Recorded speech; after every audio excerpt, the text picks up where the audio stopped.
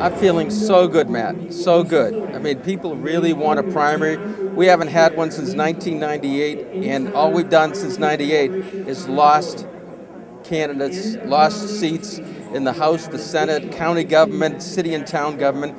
So the Democrats will not have a primary. The independents are not going to have a primary. Us having a primary for the next 5 months, we go at it every day with an issues-oriented, spirited primary, and it puts all the focus on the rest of our great candidates. So I think people really want a primary, and we're going to give them a reason for a primary. Some of your early thoughts here about getting on the ballot. We talked to Christy Myhouse. He thinks he's got the numbers. Do you think he does? I think it's a contest, and what's going to happen is going to happen. We're just going to get as many delegates as we can. What's the message you're going to deliver here to the delegates Jobs, today? taxes, spending, and one-party government are bad. It's a bad idea. This whole election should be about the pocketbook. Taxes, spending, getting people back to work. That's what people care about. That's what the focus should be. This is about giving you a choice to move our Commonwealth forward. This is about giving you back control of your home state.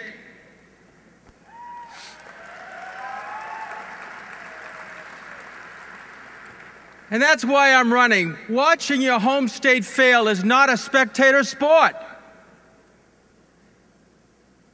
Our party has not had a primary since 1998.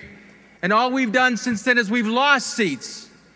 With a primary and taking our message to the people, we'll be in the news each and every day talking about the issues, our fiscal conservative message, and it will raise the profile for all our candidates. So I'm here to ask you for your vote that let's have a primary and let's take this to all the people. This is a great state. It's filled with hardworking, generous people. The small businessmen and women working every day to serve their customers, make a payroll, or meet their family budget. Families raising their kids, neighborhood volunteers, people busy working to secure their futures. They're the reason I'm running for governor. I stand ready to serve them, and I'm ready to serve each and every one of you.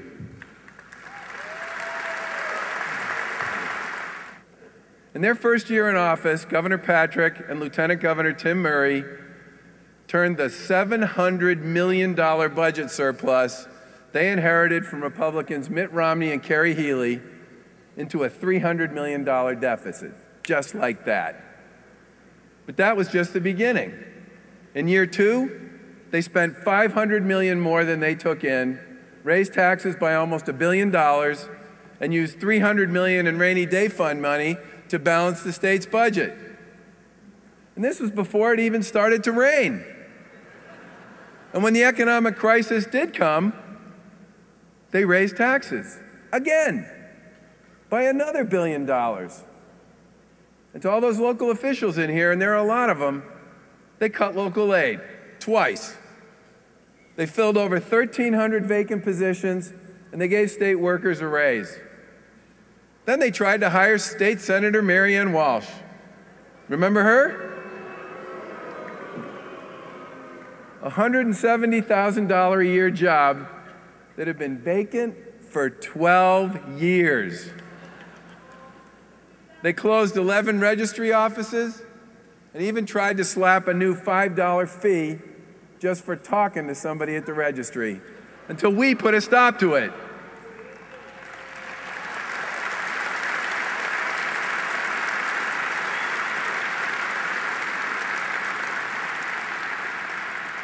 And then they gave $35 million of your money to the city of Lawrence without a fiscal control board or a receiver. That's got to be the North Shore up there. They did just about everything except reform state government. It's still the same complicated, bureaucratic hall of mirrors it's always been. This is what happens when one-party rule runs amok on Beacon Hill. In my administration, we're going to stop spending money we don't have starting on day one. We will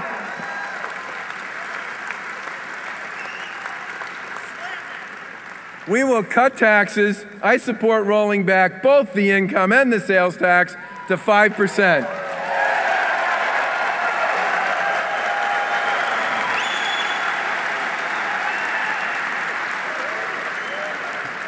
There's an old rule on Beacon Hill that if you take the money off the table, they can't spend it.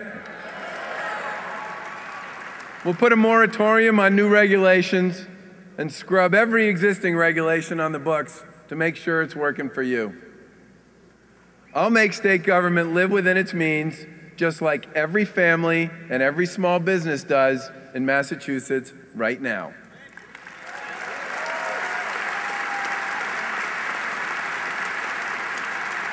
I'm running to do the job.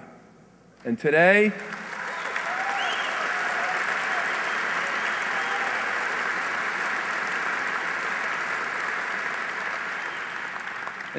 I ask for your vote. If I'm fortunate enough to have your vote, today and in November, you'll get everything I've got every single day.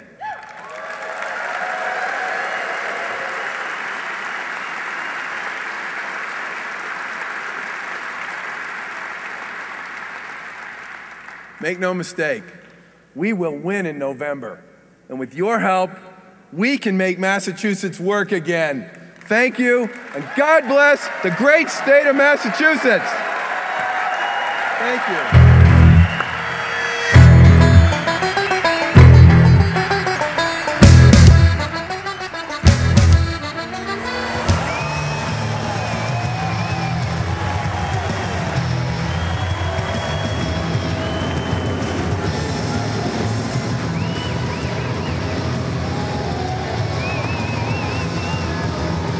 My focus right now is to get Charlie Baker, do what I possibly can do to get Charlie Baker elected as governor of the Commonwealth. That's my only focus. And that should be anybody in this party that was in this building today and saw over 3,000 delegates come together. That's what they want to do.